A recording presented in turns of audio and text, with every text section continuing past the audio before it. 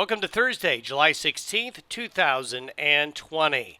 Well, it's going to be warming up after a couple of days where temperatures have not been as hot. Temperatures are going to heat up again today and into Saturday. As we get into Sunday, Monday, and Tuesday, temperatures are actually going to pull back a little bit. Now, we're going to see some monsoon moisture around. We did see some thunderstorms yesterday, especially in parts of southern Colorado, western Colorado, and parts of northern New Mexico and northeastern Arizona. There is moisture around, mainly in those central and southern rocky areas, but moisture is going to go a little bit more north, and we're going to see thunderstorm chances get a little bit better, but it's still going to be kind of spotty. We'll update you with La Nina. Long term is somewhat promising for better chances of rain for some of you, as the monsoon is going to uptick. It's going to get a little stronger starting next week and right on through the end of the month into early August, and we'll show you that. Now, I want to go back to the drought monitor, which we showed you yesterday. Just want to highlight what a difference a year can make. This is the current drought monitor across the United States, but let's focus in a little closer. This is what the drought monitor looks like for the immediate central and northern high plains and central Rockies, with again that southern part of Colorado getting hit the hardest with the drought conditions. This area of Wyoming also really dry and is really going to get worse, I'm afraid, before it gets better, but there's a little help on the way. And up across parts of the Dakotas, we're seeing that dryness as well. Now, look at where we were a year ago. A year ago, almost no drought. Just some dry areas in northern areas of North Dakota, but the rest of the West had no drought anywhere a year ago. If we were to look west of the divide, this is where we are now. This is where we were a year ago. Almost the same situation. Why? Again, until I'm blue in the face, you're probably tired of me talking about La Nina, but if you want to know why we've gone dry, because the Pacific and the subtropics is getting cooler.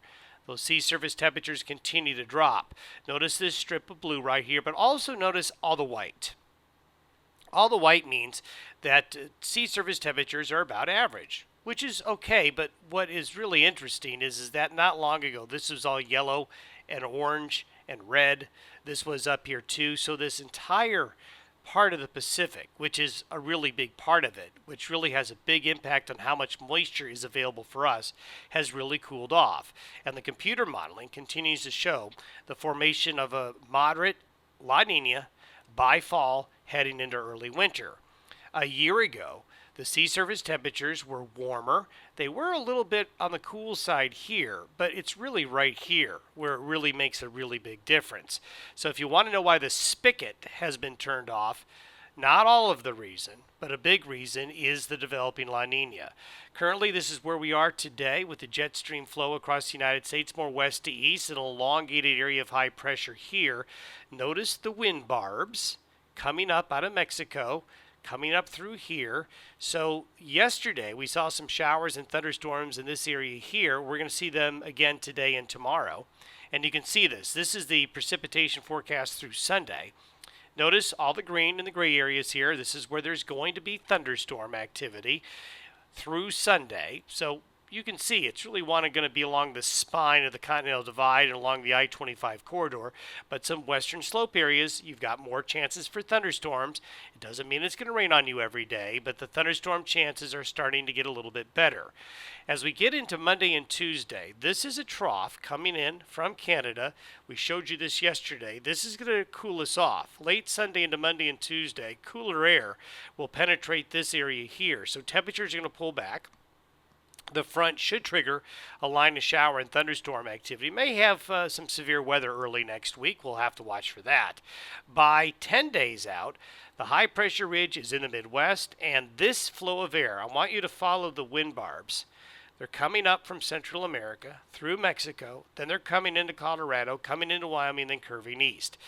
This is also aided by this trough up here that's going to help pull up that air into the region. So if we were to look long term, if we were to look out over the next 2 weeks, look at all the red and the yellow here. The monsoon moisture really does increase, and you don't want to look at these numbers and look at these and take them verbatim. But what you really want to look at is the colors, the anticipation that that monsoon moisture will lead to better thunderstorm coverage is what the computer model is seeing here. So we're somewhat encouraged that next week and the 2 weeks following will be more productive with rain in the central and southern Rockies and the central and northern plains and even parts of the southern plains and parts of southern Colorado here that really, really need the rain. Thanks for listening and watching the Day Weather Podcast. We'll see you on Friday.